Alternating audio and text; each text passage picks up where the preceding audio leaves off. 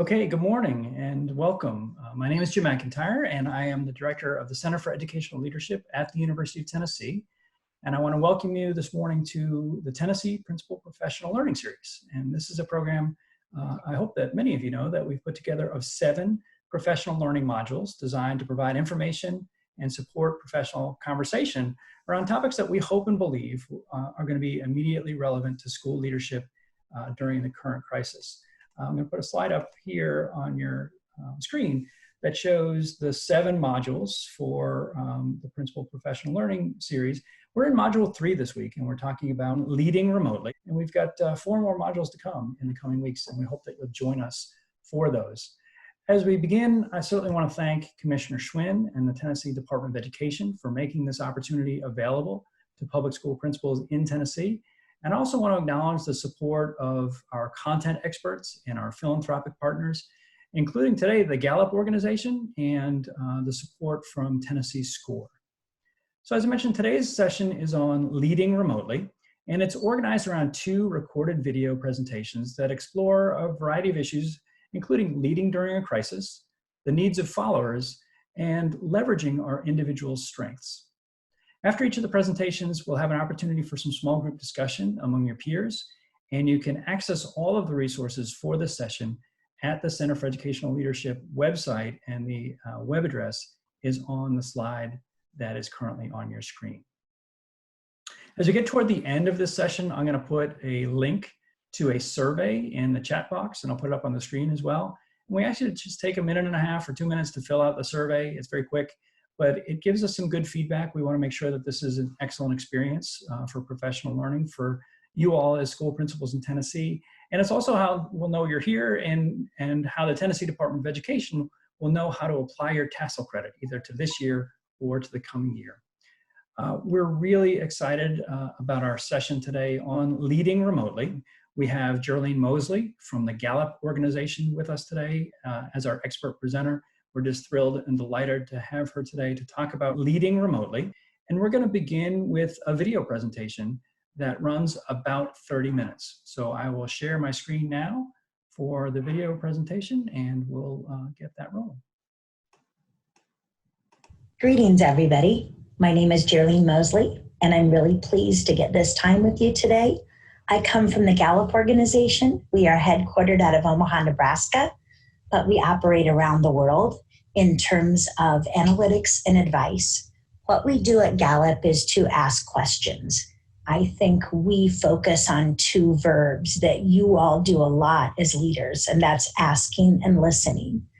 It's my pleasure today to help share some research and discoveries we have about how we lead in a time of disruption. As we lead in new circumstances, navigating obstacles and opportunities, I wanted to share with you how to use your own strengths, your style, as you meet the needs of your followers. So I appreciate this time with you today, and I look forward to future conversations you all will get to have with each other around these concepts and questions. Our work comes from a foundation of positive psychology, with the focus on who people are rather than who they're not. We first started as Selection Research Incorporated, formed in the late 50s by Dr. Don Clifton. We then acquired the Gallup organization in the late 80s, and now we are known as Gallup, knowing that one of the best ways to find out about somebody is to ask them. So every day we are asking thousands of people around the world about their well-being. You can imagine that we have quite a bit of data now about how humans are reacting and responding with this global pandemic. I want to focus our lens on you and your leadership more immediately. Some of you might be familiar with our book from Gallup entitled Strengths-Based Leadership. There's so much out there about the study of leaders. There's not as much about followership, and that's really what we had highlighted in this book. In this book, we set out to ask the question of 10,000 people about the leader that they admire so much. And exactly the question was worded, what leader has had the most positive influence on your daily life? And then we asked in an open-ended way, what 3 words best describe what this person has contributed to your life? I love asking this in meetings. You know, I'm a fan of questions. I used to ask my daughter and her friends questions as I drove them home from their middle school. So working for Gallup, I think it's a perfect alignment because I love asking and listening. I think this can be a great question to ask our colleagues so that we know more about who we admire and how that forms us as a leader.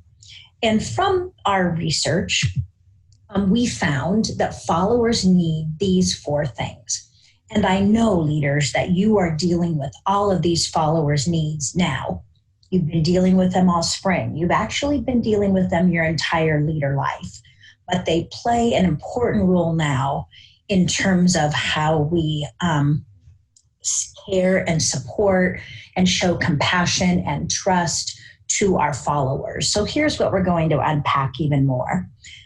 What came out of the research was that these 4 needs were the most represented: trust, stability, compassion, and hope. When we studied more than 30,000 responses and really tried to organize them, these are the 4 buckets that the responses fell into. So let's unpack these a little bit more, okay?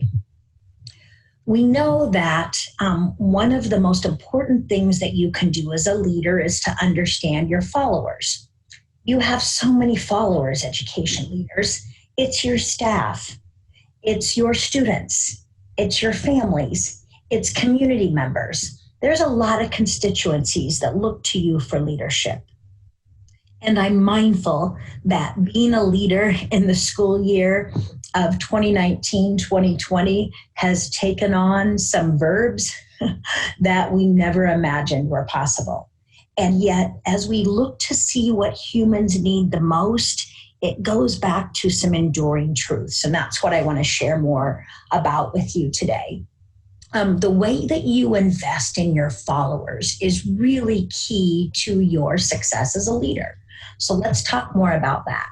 Now, how do these needs manifest in a crisis? Here are 4 statements that we have been studying since mid-March. If you go on Gallup.com, we have the latest COVID-19 surveying we're doing. We have dozens and dozens of organizations who were already studying the workplace engagement of their followers, and they added these right in. We also really, leaders have just released these, I guess, if you would say. You know, so much of our work has intellectual properties around it. We've released these items so that anyone can survey around these. And I think they really are some of our best reflections about these 4 followers' needs. So I think about them as pillars that we can have out in front of us. Whether you share these with your fellow leadership team at your school, to think about, hey, where are we really doing well about this? Where might we need to pump up the volume? However you want to use them, I think they can serve to center us. The first one is my supervisor keeps me informed about what is going on. A leader I admire will often say to her followers that she will over-communicate. And I think that's been really key in these times. You might think that you have said it quite a bit, but I'm not sure we can say it enough, especially about the mission and purpose and everything you're doing to help students land in their best life with these new circumstances we're all navigating. So keeping people informed about what is going on is key. And we'll talk about, we might not know what August or September of 2020 looks like, but at least we share about that. Now, my organization cares about my well-being is also a way we show compassion. You know, leaders, that our staff doesn't just keep stuff in their car when they drive up to your school. Now, as I use that example, they haven't really driven up to your school as much in the last 8 weeks. But my point is that you know for yourself, when your organization cares about your well-being, everything else feels better. When your superintendent called you, or your Another leader that just called to check in with you yesterday to say, hey, I know your own parents are kind of going through a health crisis during this time too. How are you doing? Or I know you've got somebody home from college or a recent graduate that also shares your last name and is in your family. You know how good it feels and how important it is to our own thriving when people with whom we work ask about our own situation. That matters. So every way you're doing that already, know that the research supports you in that.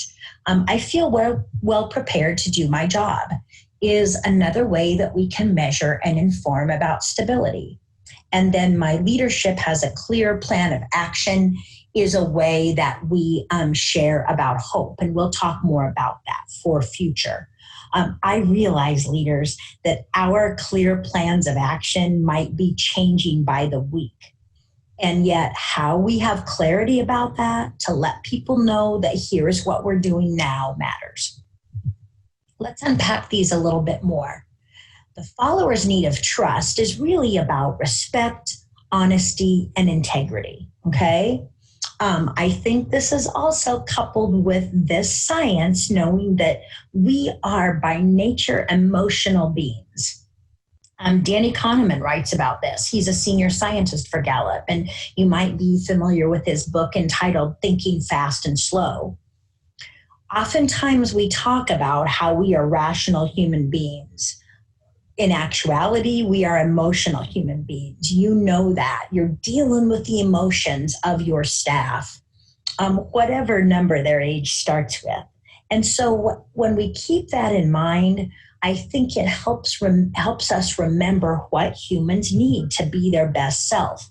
Now, when we ask individuals to share about a leader they admire and what that person brought to their life, here are other words that came up: honesty, integrity, respect. It is that emotional foundation, okay? Now, the interesting thing about trust as we study it is that when you've been part of a team where it is high, I don't think we talk about it that much because it's just there, But if you've ever been part of a team, or if you've come into a place where maybe that hasn't always been the case, I think we can talk about it a lot when there's a lack of it, okay? Or it's not as evident. Now, how do we build trust? It's through our heart, by doing what is right. This might cause you to think about your teacher life, where maybe you came into this wonderful profession and, started working with fifth graders, and you knew that maybe they'd had a revolving door of teachers before you landed in their classroom. And they just needed to know that you were going to be there. And so sometimes kids fling out some things just to make sure that we're honest with them and that there's mutual respect going both ways. It's the same for adults. And also, I think a key piece of trust that our research found, and that too, is that we build trust when we're candid, when we're real, even about difficult news. I know you've had to share some hard things, and that might be continuing as we figure out about what school looks like as this next school year comes along. It might not be the news that people want to hear, but we can still build trust as we share that, okay? Now, how do we choose to trust someone? We also show trust, okay? If we want to build trust, we show it. One of my colleagues, Brian Brim, in his work with our enterprise partners, talks a lot about there might be times when leaders might lead at a level or two below where they should. And maybe, this kind of comes to bear. I was coaching an assistant principal, a new assistant principal in a school. And I think it was easy at times for him to slip back into his teacher mode, his teacher life. And we talked about the fact that he gets to lead from a different level now. So be careful, leaders, about not holding on to things that you could trust others to do, okay? That's probably one of the trickiest things about becoming a leader. You'll hear me use the word tricky. An awesome kindergarten teacher that I got to, partner with, and I volunteered in her classroom for 8 years. And, I still just marvel about how outstanding a teacher she is. But when things were hard or a little difficult or challenging for her kindergartners, she would say, "This is tricky." So that's an adjective that I've adopted because it works pretty well in all situations. I might say it's tricky, even when my thought bubble might be saying something else. But let's be careful, leaders, that we are leading from the level where we are. Okay. Now that can be kind of vulnerable. It can make us vulnerable. It can be scary. There takes some courage about that. But leaders, we'll talk more about this later in today's session. Trust the strengths that you bring to this role. You might be using them in some different ways than you were, but lead at your level, okay? Also, think about our partners. If I had more time with you today, I might ask you to reflect on some of your partners that you've been amazed by, who's really risen up on your staff and, kind of ran with some new ideas that helped this be possible for kids. It's interesting with some of my friends who aren't part of an education world, and they marvel at how quickly educators were able to really, kind of make things happen for families. In our own city of Omaha, food went out to kids and their families pretty darn quickly. They didn't have to wait for some things that sometimes cause obstacles in other processes. They just made it happen. And my neighbors and I, many of whom are not educators, there was quite the fan club meeting about that. And so as you think about your conversations that are focused, frequent, and transparent, that's also a clue to trust, okay? People are more likely to trust when we show trust and transparency about that. So here it is wrapped up in a pretty concise slide. When you choose to trust others, people will trust you, okay? Now, compassion is another follower's need, and that has to do with showing care, love, concern. Actually, the word that showed up more often when we asked leaders to reflect on another leader that had made such a positive, influential difference in their life. Love, the word love showed up quite a bit of time. And so we titled it Compassion, but it sure includes love. And first of all, leaders, give this to yourself, okay? I know that you are working harder than ever before in some new ways. And so just, be good to yourself, show compassion to yourself, listen, make sure you have time with some people that love you, that give you permission just to vent or cry or, do whatever you need to do to show yourself compassion. There's a lot about self-care, and I know you're probably writing about that for your staff and advocating them to do it, but make sure you do it as well for yourself. Okay, we have studied this for years. We have millions of respondents in our engagement database. And one of the 12 elements of engagement that we know helps employees feel better about their workplace is this element. My supervisor or someone at work seems to care about me as a person.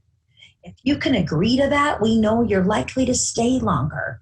Our customers are more engaged. That's true across the board. Now, our own customers, are our students. And you know that, leaders. Right now, today, you might also be interviewing some adults who want to come and work in your school. And you want to make sure that besides being competent about science, that they will care about seventh graders on days that they're there. This is so integral to everything we do at a school. And it's true about our followers' needs as well. We are more productive. Things just go better when we can strongly agree that someone at work cares about us. So that is the reason, leaders. I know that some of you at your school might have another staff member that seems like the mama bear that's kind of like takes in your new hires.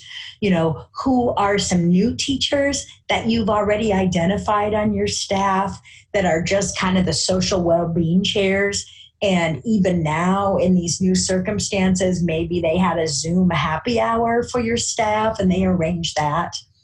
But just know that every way that we promote and emphasize this, it matters. It especially matters now because there's some grieving going on. I think your kiddos are grieving because they haven't been able to see you or been in your school or be able to be in your school. I think staff is grieving. Teachers got into this to build relationships with kids and see them. I know in my own town, as we've had parades around schools, there's been a lot of tears from both sides when you get to see these people that you care so much about. And so I think to acknowledge that, I think this would just reinforce leaders that in your communication over Zoom or even a text or a phone call or a staff newsletter, when you also acknowledge sadness and, uncomfortable or sad emotions, that's just fine. It shows compassion. You don't have to seem like somebody who doesn't have emotions. That's not helpful to followers. Show your compassion. And also, I'm really encouraged and excited about this because I think that our educators have role modeled for the rest of communities how we act and behave. I love that if I look on your website or on your social media, that I will see examples about how you're still going to feed families. The pickup days might be once or twice a week as opposed to every day, but you are still taking care of the kids and their families that are lucky enough to be part of your school. The way that you endorse compassionate acts, recognize people for those, how we respond in that way. I'm coming to you from Nebraska, where we're getting spring. I love your state. It's one of the most beautiful states I've ever been in. But as we walk around our state, it is getting spring now. But when I walk by local schools, there is more evidence clearly seen on the outside of that school that we love you, we miss you. I hope that stays. Whenever kiddos get to run back into that school in some fashion, I hope that those compassionate messages are still clearly seen. I think a lot about what will stay long after this pandemic is gone, hopefully, or as it wanes. I hope some things stick around. And what I hope sticks around is the way that we have shared compassion more easily. That seems like it's more readily articulated by humans to each other. And I hope that stays. Another follower's need is stability. What can people count on? Is there clarity? Is there confidence from my leader? I think a lot about this and traveling. I've taken quite a few airline trips to your state, and I travel quite a bit, or I used to. My rollerboard is in the closet, and it has been for about 8 weeks, and it will be for quite a few weeks probably coming up. But in my own case, I've been at Gallup for 30 years and traveled most of that time. When we are in a storm or in turbulence, I always look around and see how the flight attendants are reacting and responding. When they're calm, I seem calm too. It helps me stay calm. When the pilot comes over the intercom and says, oh, we're going to have a few bumps, Mother Nature's kind of giving us a show around us, but we're fine.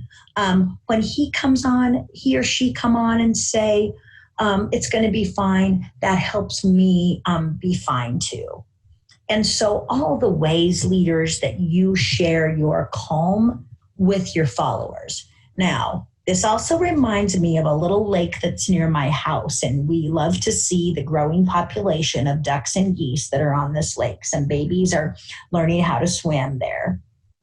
And we're mindful that it sure can look smooth on the top while you are paddling furiously below the surface. So I get that about us too.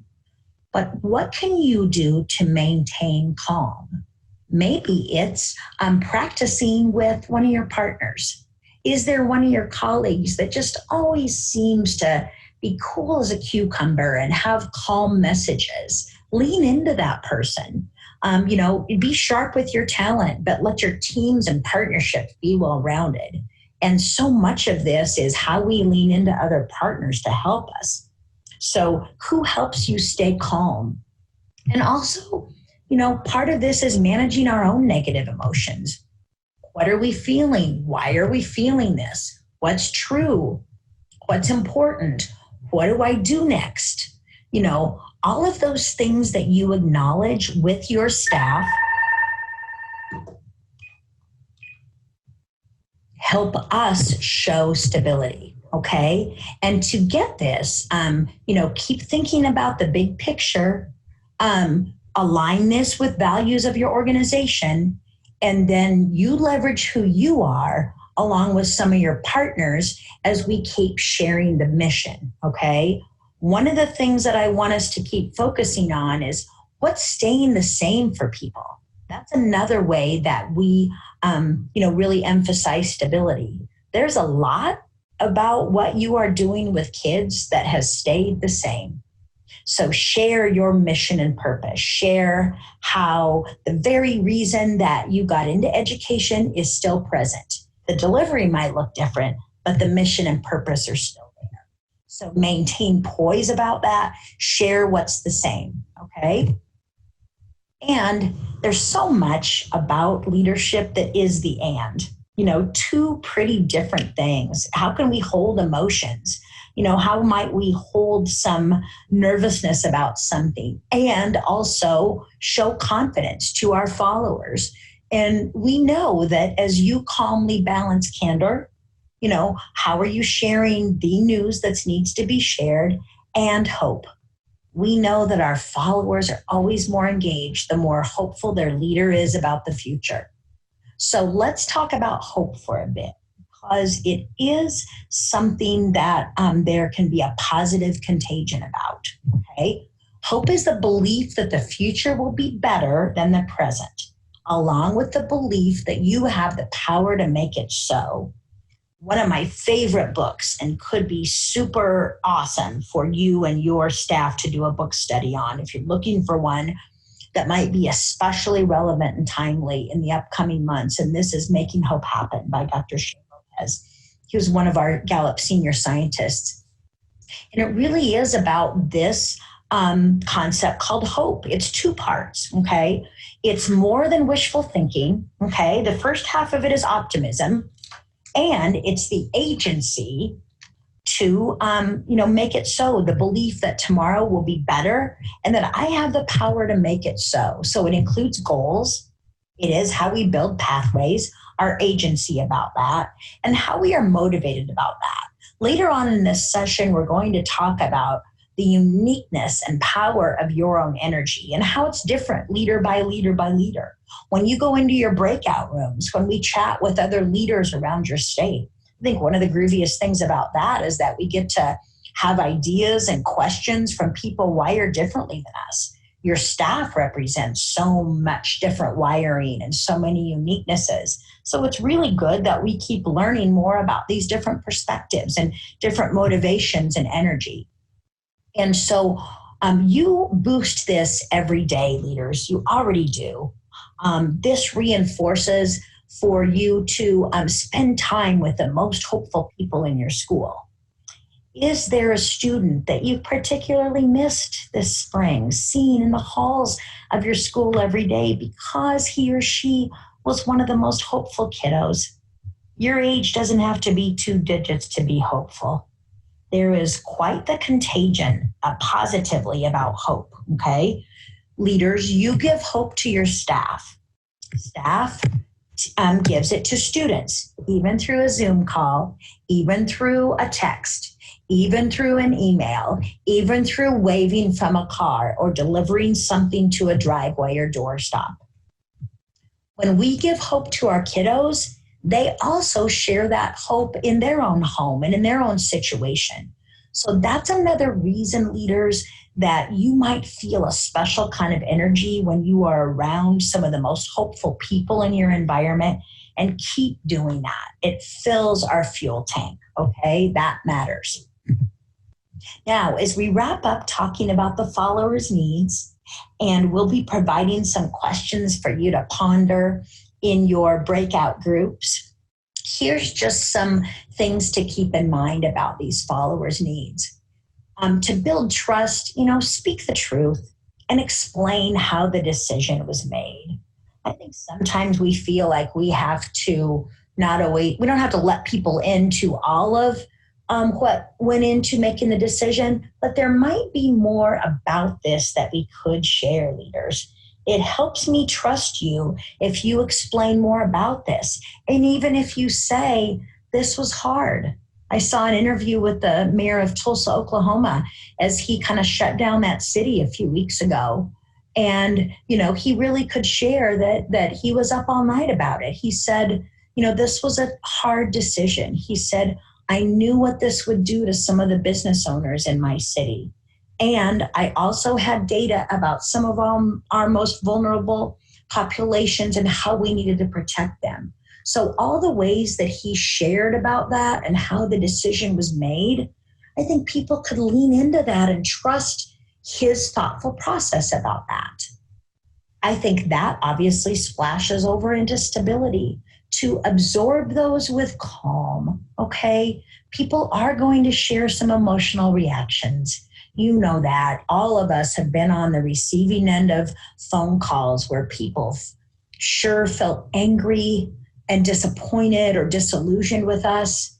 And as you talked them through that and listened with calm and compassion and approachability, once they said that and kind of shared that, you realize that they weren't mad at you. They were just, kind of reacting in that way. So what's our best way to show calm? That reinforces stability. And also, I already mentioned compassion, but it is the way that we absorb and acknowledge that negative emotional impact, to keep sharing how much you care about your followers. They matter to you. You care about them and their well-being. And how do we pitch this for the future? I know you've done this already, leaders, but here's also to acknowledge and affirm the way that you have elevated how some of these things will even enhance our school, our district, our situation, our opportunities in the future. So we are going to have some questions for you now. I'll pause and then I'll be back with you shortly. Thank you so very much for thinking about things.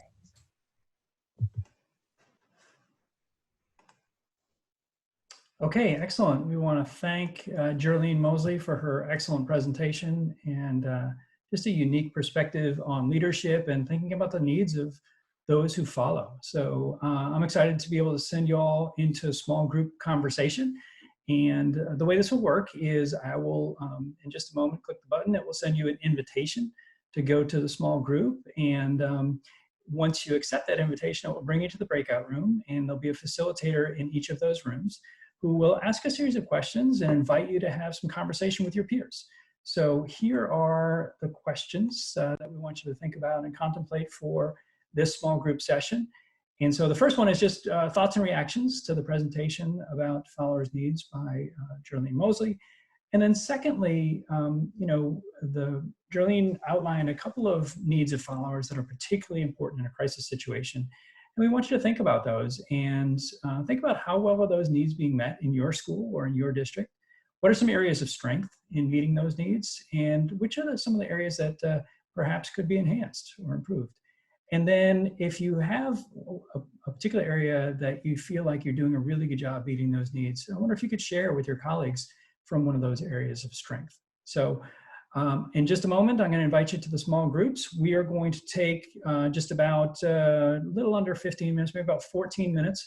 We'll come back together at about 20 past the hour. And what I'm going to do is ask you to turn on, once you get to the small group discussion, turn on your video and turn on your microphone so that we can have some really robust and engaging conversation. So I'm going to send you to your small groups right now.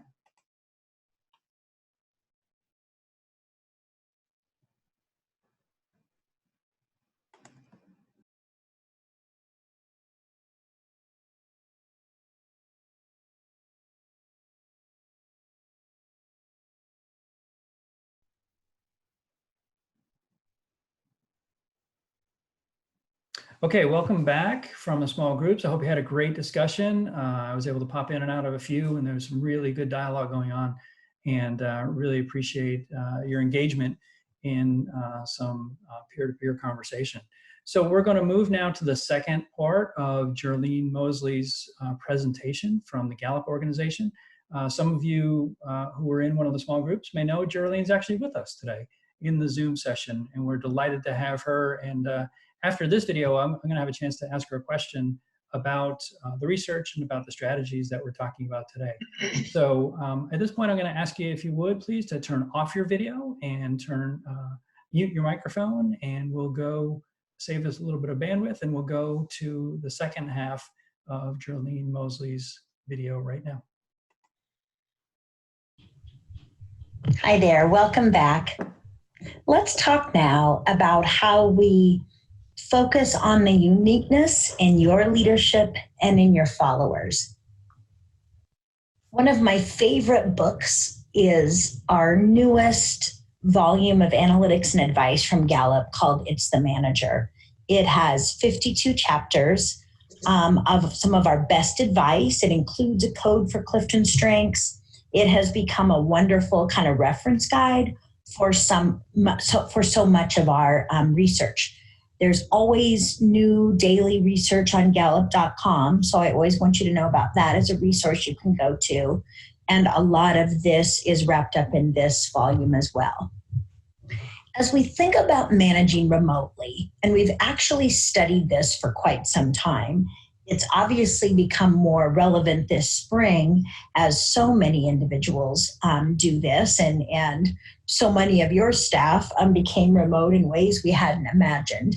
But here are some things that I know you brought to life as you have managed your staff remotely, and just wanted to keep this out in front of us. Individualization, communication, accountability. Those just are some challenges about this. Now, as we individualize, it really informs leaders all the ways that you have adjusted, the ways you personalized, the ways you have understood how many of your staff are also dealing with kiddos at home and other daily challenges that have all been part of every day that ends in Y. And so you will see that much of our advice keeps circling around, figuring out what each human being does best. As we individualize to strengths, it really is about knowing that person by person by person. Which of your teachers has just been really great about not only reaching their 7th graders, but also being a great link and connector to staff. I bet each of you could reflect on somebody on your staff who's just an engagement booster. And as we talk about engagement, that really is a person's ability to get excitement and energy from their workplace every day. Let's acknowledge that. Ask individuals about what or who boosts their engagement. What are barriers to engagement? That's been a special challenge this spring. And it always, leaders, goes back to performance. As we study this, it is about being strengths-based and engagement-oriented and performance-focused, all in service of how we help students land in their best life. And that so much of that and so many of our opportunities are around how we set the caring adults up for success. One of the things I always like to highlight and remind us of is the importance of feedback from our managers to employees. So just know, leaders, that every way that you check in with your staff matters. When we study and ask how often, and this is across industries, not just education, But look at the differences in how often people hear from their managers. Now, when we think about who is most engaged, it is the employees that get to connect most with their manager. One of my favorite questions is, how often should you and I get together to discuss how things are going? So put that in your toolkit. It's the top question here. How often should you and I get together to discuss how things are going? You might know that about your employees, but here again, you don't have to ask. You can just, you don't have to guess, excuse me. You can just ask right away. You know that from some of your staff, they do want to connect with you. Already this morning, you've heard from them. Others, you might need to be the initiator about how often you connect. But when you ask this first question, it really just sets up that expectation, okay? I just included some questions that I think are great as part of your coaching. We know that great managers establish expectations, they coach. It is about all the things that go into engagement, which includes relationship and right expectations and reward and recognition. And it goes back to great questions, all the ways that you ask personally and collectively, individually and collectively. One of my favorite questions is, who keeps you inspired? You know, who is someone that has kept you inspired through these challenging weeks? I think that's a great question to ask your staff, to know more about who they lean into. Could be other staff members that you might not even know are making such an influence and boosting up the engagement of the fellow humans at your school. Here are 4 of my favorite prompts. I think these are great to use with high school students. I know teachers that ask their 11th graders this. I think it could be a great conversation to ask any new employees that you're meeting with as you look around the landscape and figure out who gets to make a difference at your school for this next school year and beyond. I think it can be awesome for you and your leadership team to share these with each other. You know, you get the best of me when. My unique contribution is, you can count on me to, and this is what I need from you. You can hear the mutuality in these bullet points. And here again, you will know that so much of our research is based on asking. Let's not assume, let's ask. Now, our research again really focuses on that equation that starts with the talent of each human, okay? It is our biggest multiplier. Your talent as a leader is the power source you have for what you do best. The talent of each and every one of your staff members together is the collective capacity for excellence in your school. And I think it would be awesome to reflect on, you know, who have you added into your school in the last 3 years, and what has that meant to how y'all can perform? I know sometimes, leaders, that it can be a different relationship that you have with the staff members you yourself had a chance to hire compared to who you inherited. And yet all of those humans together are who you have tapped into to help deliver for students, to help students land in their best life, and what that has meant every day. Now, once we hire talent, do we treat it like talent? And that goes back to investment. How do we practice our talent?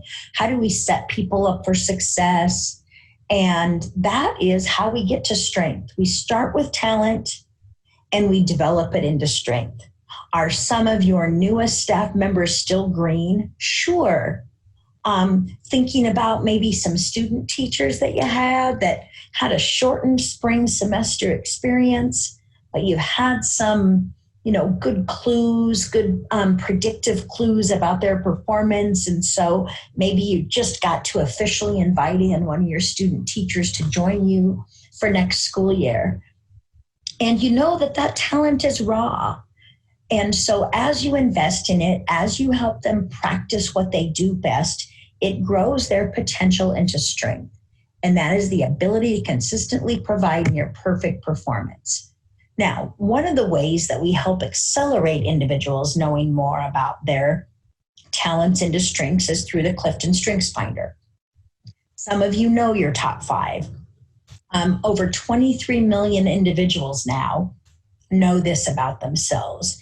And it is a way to know more about what we do best. It's the Manager book has a code inside of it for Clifton Strengths. Strengths-based leadership has a code inside of it. Most all of our Gallup books have a personalized code inside of them that allow you to know more about this. What we know is that when you get to know more about what you instinctively, naturally, immediately, intuitively do best, we rate everything else about our life better. You know, our work is too important not to use the best that's within us. So this is how we help you know more about that. Now, here's the language of strengths. When you take the assessment called Clifton Strengths, it asks you again and again about these 34 patterns, and then we give you your strongest ones. We reveal to you your top 5 strongest themes from Clifton Strengths Finder. Now, these really run the gamut, knowing that this comes from 50 years of research about what individuals do well, and here are 34 different patterns that can explain different success in people. These are pathways to success, okay? If we all had agreed to meet at a certain location, pre-2020, but let's say we agreed to meet at a certain place, we would get to take different avenues there, different roadways there, different highways there. I think this is another way we explain the different pathways that individuals take to get to the outcome, the address, the result, okay? A ranger is one of these themes. Maybe you or someone you know has that capacity to set things up and make them work, to have a lot of plates spinning in the air.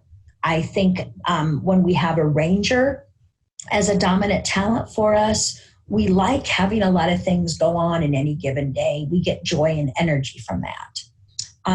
Context is another pattern that we study. That would mean that you get joy and energy from understanding what has happened in order to better see the future, okay? One of my close friends has context. And while she does like the History Channel, she also is somebody that whenever she meets someone else, she will instantly ask, where are you from? She always wants to know a person's backstory. She needs to know background in order to feel most comfortable. So that might describe you or someone you know really well. Learner is another theme that we study. That might be present in many of you on this call. It might explain the fact that you are drawn to these opportunities to grow your competency, to gain more skills.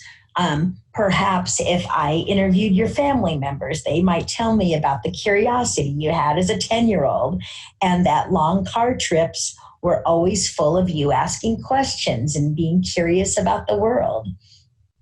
Now, woo is one of our 34 talents. It actually is in my top 5. And it's a talent that I would describe as feeling comfortable meeting people you haven't met before. It's kind of a social speed. I bet you know students in your elementary school that have woo. They like to meet and greet. They feel really comfortable introducing new students to others. And so I just wanted to point out a few of these because it is a way that we can know more objectively and quickly about the different patterns that we each bring. It brings a predictability to human behavior. And so it is a way we can describe our talent, okay? Talent is that recurring pattern of thought, feeling, or behavior that can be productively applied. Now, as we think about this disruption that we've had, this global pandemic, COVID-19, how it has upended how we have done school these past few months. When we know more about the talent around us, we can take that into account and use it productively. If you or your colleagues or one of your staff members is an activator, they are quick to take action. They're likely to say, what's next? Perhaps one of the partners that you had in your district about some facilities things that needed to happen immediately in mid-March. If they had activator, they were about it.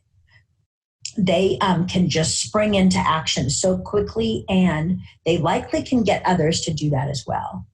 Now, another talent pattern that we study is deliberative.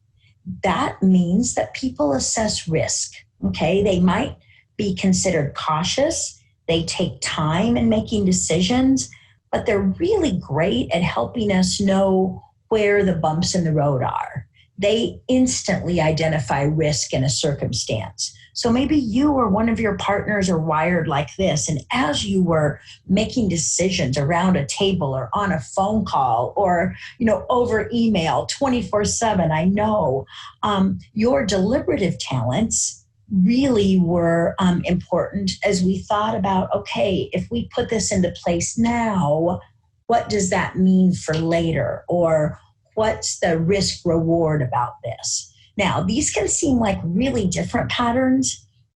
And actually, these two patterns can live in the same human. But I bring them up as examples because it's really advantageous to have individuals around you or to know these partners that come from each of these pathways, because it allows us to consider different opportunities. And so here's a question based on your own wiring and your own talent, that you could ask each other and ask other people at your school. What do you need in navigating change? What do you bring to navigating change? And so think about that for a few moments. If you do know your Clifton Strengths themes, you could use those. But if you don't, that's okay. Use other positive words that others have attached to your style.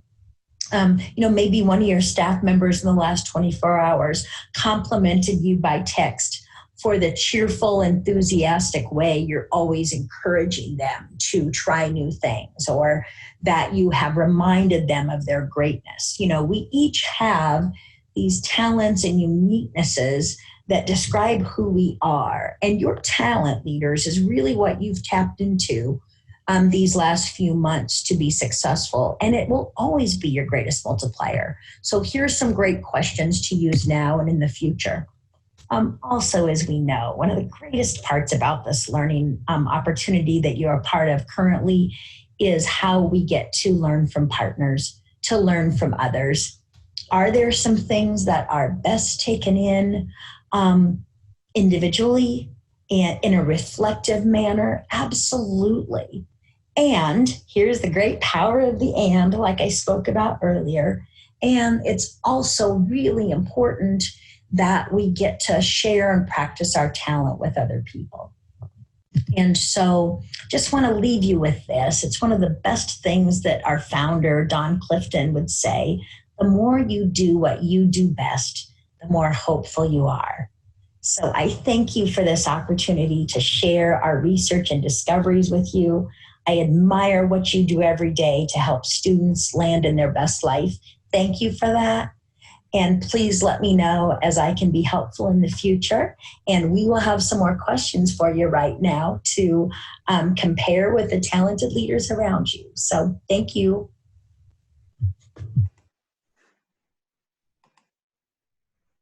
Okay, and thank you, Geraldine, so much for your presentation and for sharing really incisive thoughts around leadership and leveraging strengths and the needs of followers. As I mentioned before, we're thrilled that we have Geraldine Mosley with us today, and just delighted to be able to have her attend our Zoom session today. So we're going to take advantage of that, and this is my favorite part because I get to ask the question people a question, right? I get to ask the Gallup organization a question.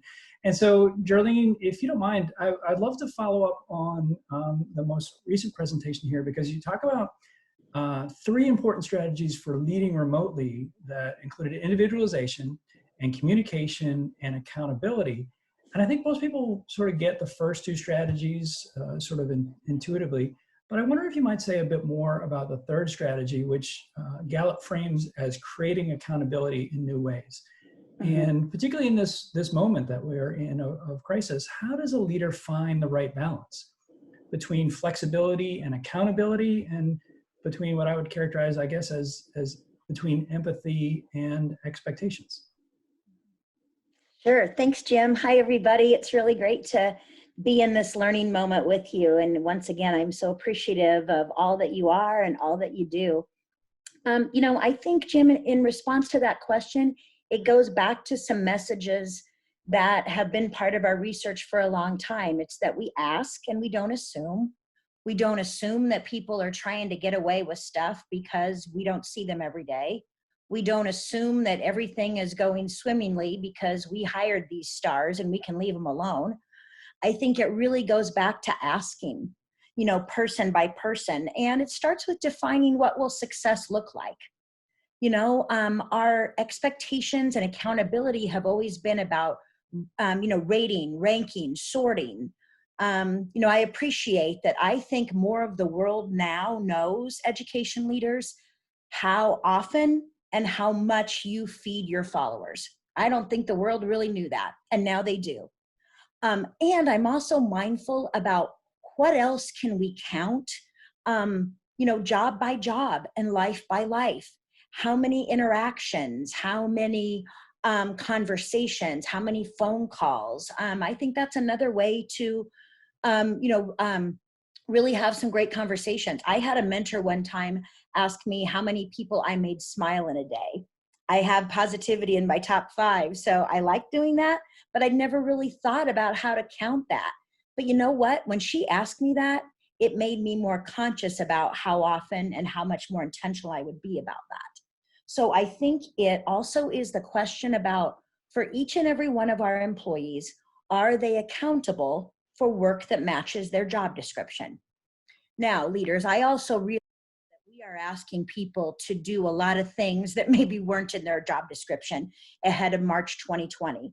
So I appreciate the way that you have acknowledged that. And maybe every time you're communicating with your staff, to thank them for going above and beyond, or maybe, a staff member that was with us, now has taken a little bit of leave because his or her own parents are in a health crisis. So I think every way you acknowledge that people are doing more and that you're appreciative about that. I also think it goes along with collaboration, okay? That we set these expectations with each other. I bet already, leaders, you've asked your staff some questions about, what are they more mindful about and more aware of now that it's at the very heart of their work they're doing. And never lose an opportunity to tie the mission and purpose to these expectations, okay? It is what keeps people going. Even when this is hard and there are some new adjectives that we hadn't ever thought about, we still get to help students learn and grow and be the best they can be. So I think every way that you can incorporate a mission and purpose, align that with these expectations and accountability, that will matter a lot too. Thank you, Geraldine. That's great. And again, thank you for sharing your research and your insights today. It's incredibly valuable to our principals here in Tennessee. You're welcome. And thank you for being with us. I'm gonna transition us to small group again, and we'll have a pretty short time together in the small group, only about 8 or 9 minutes. But here are a couple of questions that we want you to think about. First of all, anything in the presentations today that really might influence your thinking about leadership? What really struck you and what made you think about your leadership today? And then secondly, Geraldine talked about 2 important questions in a moment of extraordinary change. So what do you need in navigating change, and what do you bring to navigating change? And we're going to ask you to think about those questions from 2 perspectives. One, about yourself. Ask yourself those questions and maybe share some of that with your colleagues. And then 2, think about that from the perspective of your faculty and your staff. Do you know the answers to those questions for your faculty and staff? Do you know it for some, for most, for all of your people? And if you don't, how would you go about finding out? Because in this moment of change, those are particularly important questions. So I'm going to have us go back to small group, and I'm going to say for about 9 minutes. And again, I will click the button here. You'll get an invitation, and it will invite you to accept that invitation, and it will take you to the small group conversation. And our facilitators will walk you through a couple of these questions, and hopefully you get a chance to really share and engage with your colleagues. and we'll go there right now.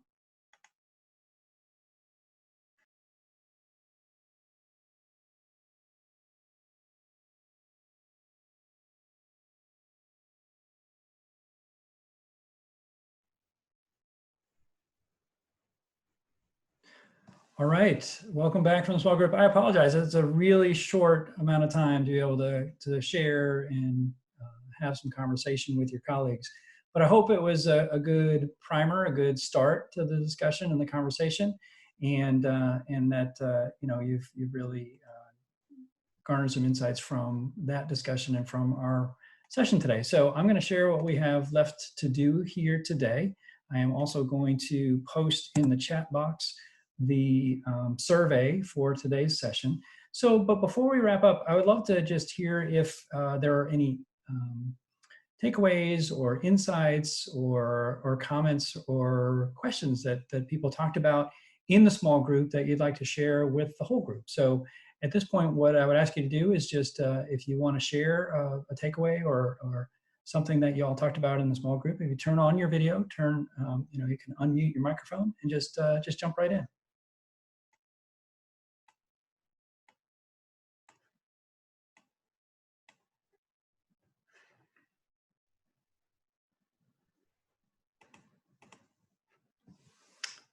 And I'd certainly invite our facilitators as well. If there was anything that you heard in the small group that, you know, either of the small groups that might be something you want to share with the whole group, we'd love to hear from you. Dr. McIntyre, one of the things I would share is, as I've moved around to the small groups, I've heard people say, gee, I really wish I could know what my teachers bring and what they need. I wish I had some good information about that. And I'll tell you that we use some work at the center that helps us know that, and we'd be glad to share that if you want to just let us know that you're interested in that. I think we could share that. Yeah, absolutely. Absolutely. Yeah, so you should have our contact information, or if you want to put something in the chat, we actually record the chat as well, so we can see what thoughts and ideas people have. And I'd also invite you, we probably have time for just one or maybe two more comments or insights, but if you have a thought about something that you learned today, or something that was useful or a takeaway, I would love to see you post that in the chat as well, just so we know what was useful and valuable. But I'll invite just any other final thoughts, takeaways, insights about today's session, that something that you might find useful and applicable to your school. Dr. McIntyre, I had a participant, I kept hoping she was going to share it, but she hasn't jumped on yet. Janae Gardner from Gardner View in Memphis, and she had the perspective of the insight that it had shown with herself, and I think that was with all the principals, that it had shown the leadership qualities they really didn't even realize they had. It had pulled out from deep inside that they were forced to use. That she said that she was able to give hope and stability to her staff that had been instilled in her from other places that she didn't realize she was going to have to pull out and use. And that was very powerful to hear her say what she said. And I thought that was just a great thing. And there was a lot of nods in the group when she was saying that, about just the leadership qualities that have come out from these principals, thrown in a situation that no principal academy ever prepared us for. That's right. that they're using. So I thought that was just very powerful to hear her statement. Absolutely, and I think that's a great point. This is an unprecedented time. This is an extraordinary time in public education, something we've never seen before. And we know that everyone has these strengths. Everyone has these leadership abilities and skills. And this is a moment when those come out. And you may even surprise yourself in terms of what you're able to do and how you're able to lead in these extraordinary times. And so I really appreciate that, Susan. It's a great point. And thank you for that. Probably have time for one last comment or takeaway if anyone has one they want to share. Dr. McIntyre, just one last comment. One thing that came across both small group sessions was the administrators were saying that really during the school day, during the regular day, they spend most of their time trying to put out fires, and they really don't have the opportunity to reflect.